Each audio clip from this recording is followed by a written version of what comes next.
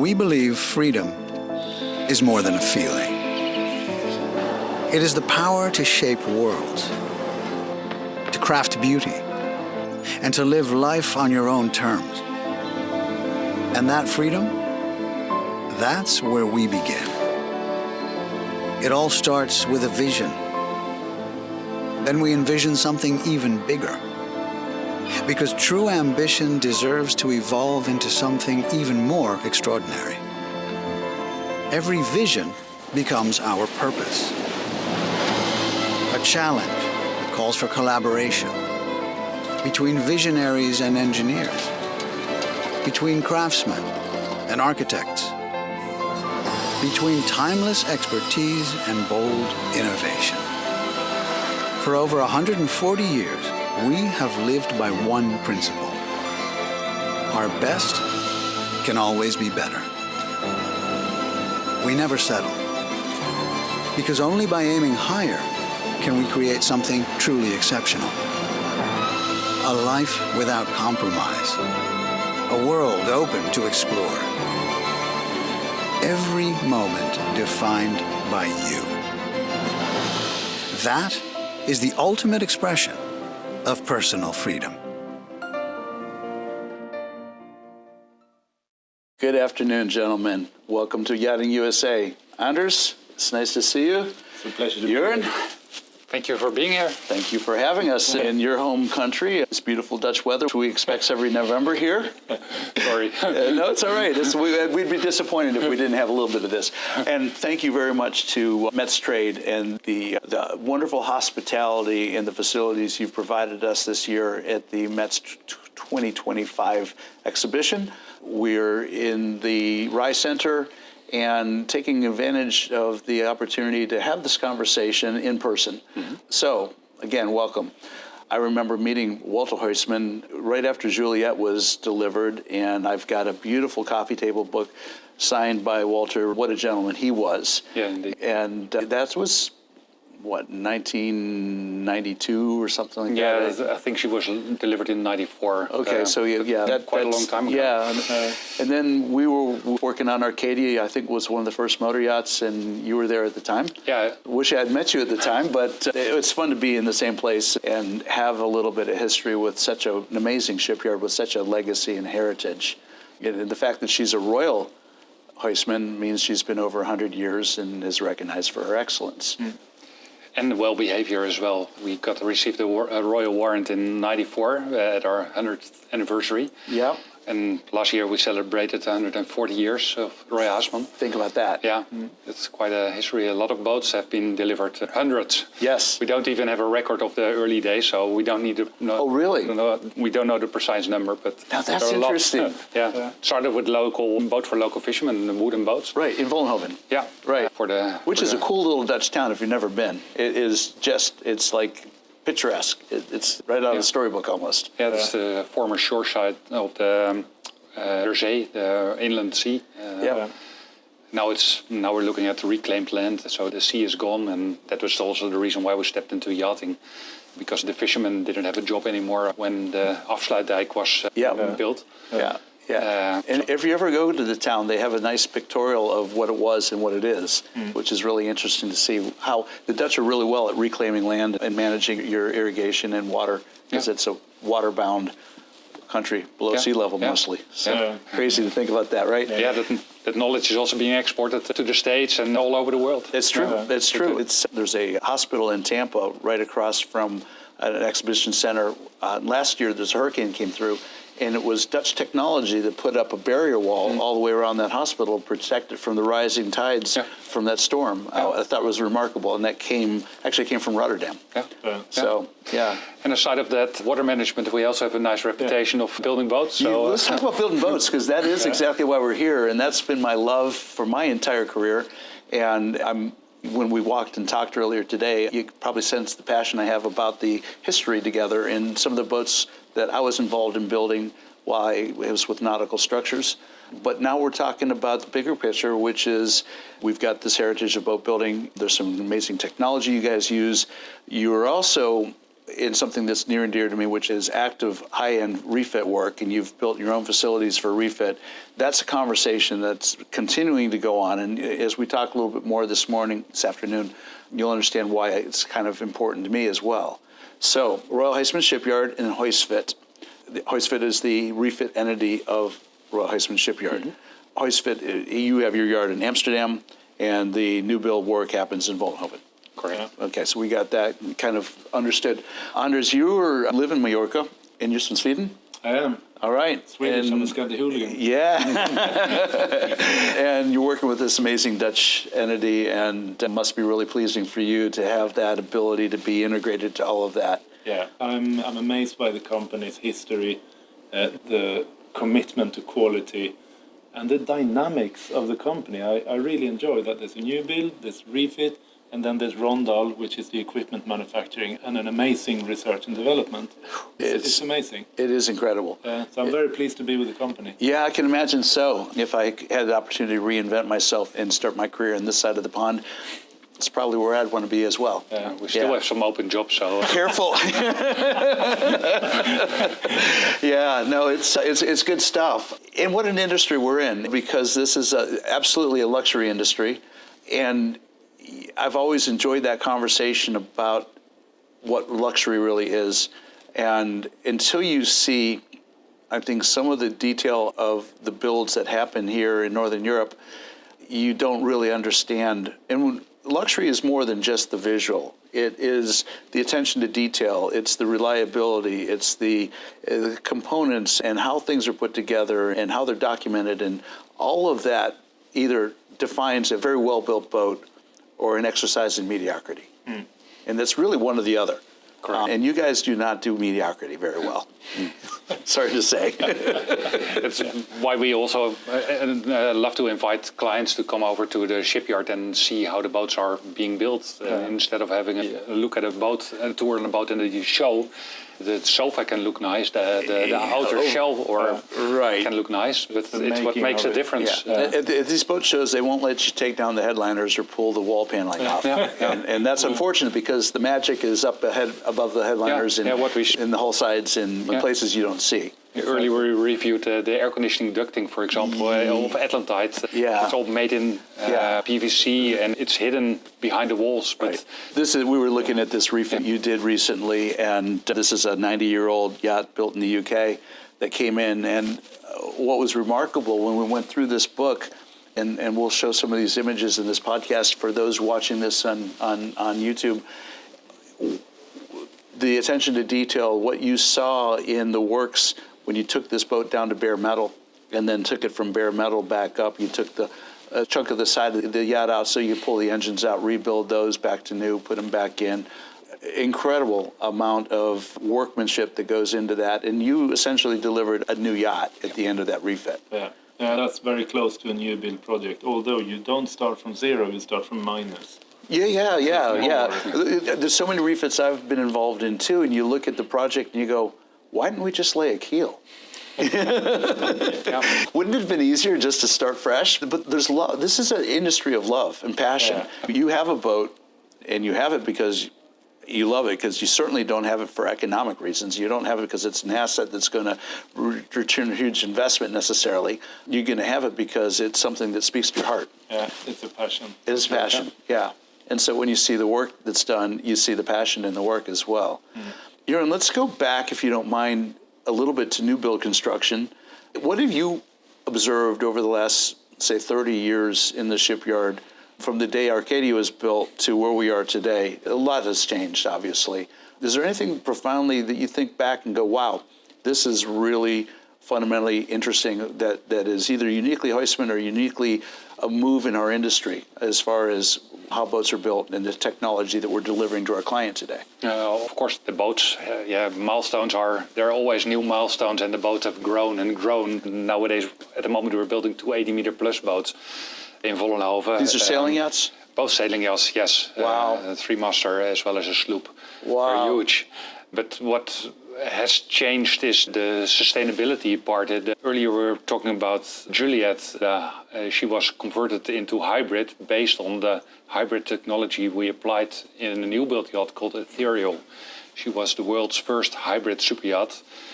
Delivered a few years later when the Toyota Prius, for example, was just on the market. That owner wanted a superyacht with that new technology in his boat That he has in to the car. save energy, and which he has in his car, and which he's investing in new technologies. But it wasn't available on the market, so Right. it was quite a challenge. And Right. Well, you just touched on something I think is important, because people that don't know sometimes look at large yacht construction and big yachts and they go, wow, what a waste. There's a lot of disparagement, and it's typically from ignorance. And I tell people, well, look at yachts and you understand the economic engine they represent, how many jobs they create, even after they're delivered, how many jobs are created and how much revenue happens every time they come to a dock and move from port to port. But the other piece oftentimes is overlooked is that new technologies, they don't start on your 10, 15, 20, 30 meter boats. You can't afford to. It is a high net worth owner that comes in and says, I see this technology, I see this need, I want it, I'll help. I'll pay a premium for that, or I'll collaborate with the yard, I'll fund the yard to get what I want. And from that, these technologies go into these boats, they evolve, they develop, and then deliver. And from that, you can then scale them to smaller boats or production or whatever that looks like. And that's kind of what I think I heard you say. yeah, indeed, for the new builds, but also for the refits. The Juliet we talked about earlier, Yeah. that's a 30-year-old boat, but we converted her by Huisfit a few years ago and took all the machinery out. The shaft line was maintained, and a hybrid propulsion system was reinstalled with batteries, so the owner can do peak shaving, can enter zero emission zones, Right. leave the marina without any diesel engine running. It has a lot of extra comfort, but also flexibility for the captain and the owner. So it's a Right. big benefit. And we Right. did the same with Foftein, another 30-year-old Huisman boat. And as far as I know, there's no other super yachts refitted in that way. There's a risk component in going into new technology, and a lot of shipyards are Risk averse. Risk averse, too careful to go into new territory. Right. And I think that's where the technical expertise and the courage of Royal Huisman has led the way from many others. Right, right. I would agree with that. And it's interesting, too, because you guys are best known for your sailing yachts. And so when you think about zero-emission boats and green technology, and you're definitely not greenwashing with what you're doing in the concept that sailing yachts historically have always been eco-friendly. I mean, Take advantage of the wind. you take advantage of the wind, and it's only been in the last, 50 years or so that it made sense to start throwing in bow thrusters in engines and other things that actually require hydrocarbon engines and things like that. Also, when you think about battery power, the one thing I claim not to know, I don't know what I don't know sometimes with sailing yacht technology, but I do know that these boats need to have their center of mass low. And so I would imagine there's an opportunity to move some of the keel ballast out and replace it with batteries, where you have that ability to put that heavy weight in the strategic places of the vessel. Yeah, absolutely. And I think as well, coming back to Ethereal, so she was built 20 years ago, launched 20 years ago almost. Yeah, Right. correct. And she came back to our yard not long ago, and we replaced the whole hybrid system because development of equipment has been so fast. Yes. That now that makes sense. And the weight of those batteries that you mentioned is the same, but because of the volume having decreased, the batteries are much smaller, but with the same energy density, now you can have a lot more capacity. Efficiency. Yeah, correct. Right, Yeah. right. So you can run longer periods of time or support the house load at anchor and not have to run the generator and all of those things. Yeah, it's a lot of comfort. Added. Yeah. So here's I think a common thread I'm picking up on here too. You're delivering boats 30 years ago, 20 years ago, and they're coming back, and you're not necessarily having to bring up the canal to Vollenhoven anymore because you've got a shipyard, an amazing shipyard in Amsterdam. Yeah. And my first introduction to that shipyard in Amsterdam was a refit that I was trying to get done in the States, working with a mutual client, Matt Voorhees. Matt, wonderful guy, wonderful owner and client and a big supporter of our industry. It was a Fed ship, and I finally heard that, no, we're not going to do it here, Rick. We're going to take it to Holland. I'm going, of course, Fed ship gets another refit. No.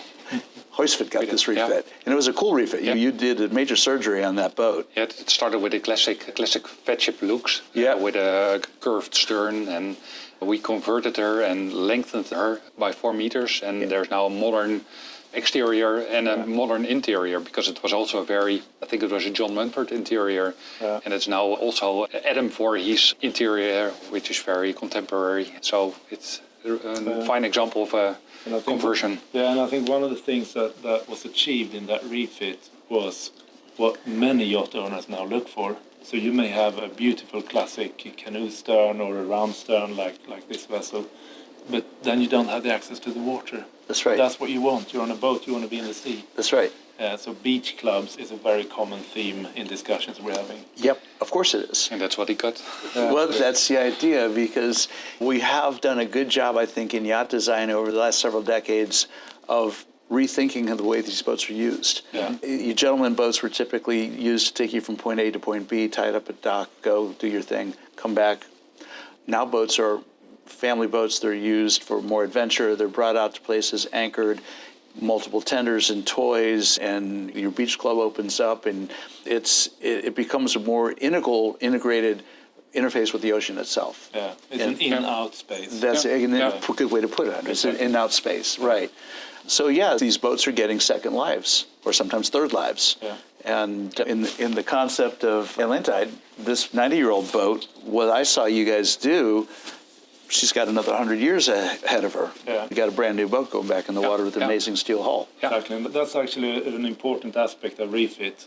Today's yachting industry is wrestling a bit with the sustainability issue. And refitting a vessel is sustainable because you actually enlarge the life of that vessel. You're doing that, and you're using 70% of the existing material resources that are already there. Instead of scrapping it or turning it into an artificial reef, you're turning it back into its intended purpose. Yeah, which is as sustainable as it gets. Yeah. Yeah. There you go. Yeah, so I think that's conversations that really are important and fundamental to people understanding why the refit industry is as big as it is, and it's growing. In the context, and we go back to Yachting USA, and as an American yacht guy, I've been watching our industry shrink. And I think it's incredibly ironic, because if you look at the statistics of yacht building worldwide, the fleet is growing. Right now, the numbers that I'm aware of, there's just over 600 yachts, 35 meters or larger, in construction right now. There's another 200 or so that are in contract moving into construction. Of course, as they come in, the fleet that's in construction starts being delivered. So there's a number of around plus or minus 800 boats, 35 meters larger, that are moving into our infrastructure, into our fleet. And there's a lot of these 80, 90, 100, 120, 130 meter yachts, big boats, that we weren't seeing 10, 15, 20 years ago. All of these boats will need special surveys and service and refit. And while we've seen our yacht building culture, the number of shipyards in North America decrease that could build these boats, dominant number of these boats are owned by Americans. And what we're now trying to figure out is, how do we compete with Europe to keep the boats in the States for the refit work? And this is the part that needs to be paid attention to, because you have put amazing investments in Amsterdam in your facilities, as has Verlaat Shipyards. Speaking to the new CEO of Huisfit Yachts, they're looking at synergetic relationships to bring their boats back to Europe to do the refit and the service work. Damon does the same thing with their boats. So I think I applaud and congratulate the European, particularly the Dutch, culture and industry for investment. I think that is so critically important. And then I challenge the U.S. market to say, pay attention to what's happening here in the Netherlands, because it's what we're not doing in the States. We're not making the investments into these yards where we can keep these high net worth individuals. So to speak to that, you guys have certainly looked to the future. Yeah, we take advantage of the owners bringing the boats up to Scandinavia for a British cruise in the northern cruising grounds or into Scotland, which can be pretty and more quiet than the Mediterranean, and bring the boat on the way up or when they return to the south for a stay in Amsterdam. Right. You've helped facilitate new cruising destinations, and it's interesting because historically the Med was the place everybody would go to. And yet, that's the same old, and it's too crowded. Too crowded, and the infrastructure resources have been depleted a little bit. And then you mentioned it earlier. There's places in Norway, for instance, beautiful fjords you can go into as long as you have zero emissions. Yeah, we can offer. Yeah, and of course you go up to the northern part of the UK and Scotland and those areas up there, and just remarkable opportunities. Yeah, absolutely. I think you're right. There is a vision into the future and the heritage of 140 years. And Amsterdam, thanks to the history of Amsterdam, has been a shipbuilding site for hundreds and hundreds of years. Yes, it has. So where we have our Refit shipyard located is in the middle of the nautical cluster. There's suppliers, there's manufacturers, there's knowledge. Your supply chain, your infrastructure is established nearby. here, and it's mature. And you also have a workforce that you encourage, you facilitate the apprenticeship programs that are in place. The education is wonderful, the way you can direct young people into the trades if they're not going to go to uni. So I think we all have a lot that we can learn from each other, and what you guys have put together here in Northern Europe, I think, is commendable. It really is. And as a shipyard at Huisfit, we also have the synergy with the new build facilities and workforce over there, as well as Rondal providing components, but it's also helping. Yeah, no, and the crew love to stay here because it's 15 minutes from Amsterdam city center, and for owners also convenient, close to Schiphol Airport. Yeah, I know, it's in and out easy and all that. Yeah. So Jurjen, talk to us a little bit about what Huisman is going to be delivering in the years to come. You got a couple big boats in build. I know that there's limits of what you can say, there's confidential issues, but what can you tell us about some of the builds you're doing now, and is there anything in these builds that is going to show up in future technologies or be unique for Huisman?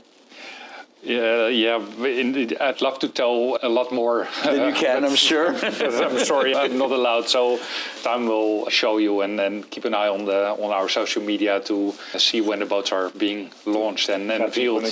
Yeah, I'm sorry. No, that's okay. That's okay. That's it. Keep us all anticipating and looking forward to what's coming in the future.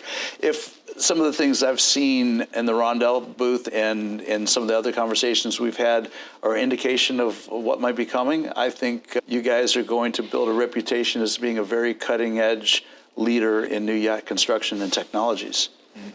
It's our innovations have been always the backbone of the shipyard's success, and many innovations have been copied and applied by elsewhere too. But it's a compliment, I guess.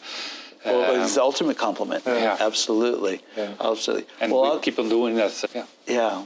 Well, I'll have to stay close. Maybe I'll have an opportunity to kind of break some new news in the near future and talk about what you're doing when it becomes available for the general consumption. But I can just tell you from my 30 plus years working with the shipyard, there's nothing mediocre that comes out of that yard. It's all exceptional. And you have a lot of things to be proud of is what you do. It's a compliment to what you do. You should be. Absolutely. And while remaining humble. Yeah, we all try to do that. The gratitude we have, of course, is we get to do this. Yeah. We're in an industry, a profession that gives us that opportunity to use our human creativity to be able to work with a high net worth individual and let them tell us what their vision is. Can we do this? Is it possible? What will it take? And then when the answer is yes, magic happens. Yeah, and as an industry, it's amazing. I think you might have seen as well in the one of the last talks in the Superyacht Forum. They estimate that the yearly turnover of the yachting industry is about 52 billion euros. Yeah.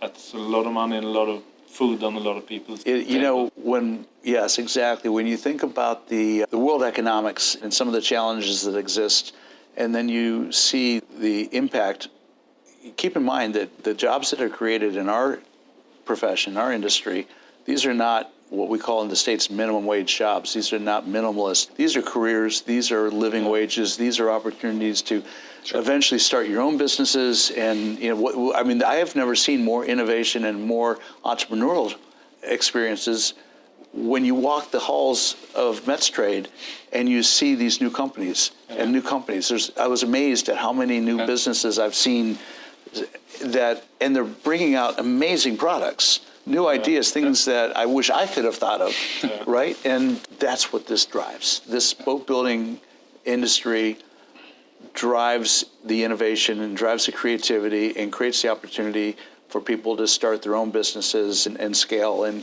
if they have a good idea, they're successful. And if it's not such a good idea, well, maybe they're not. But the opportunity exists. Exactly. Yeah.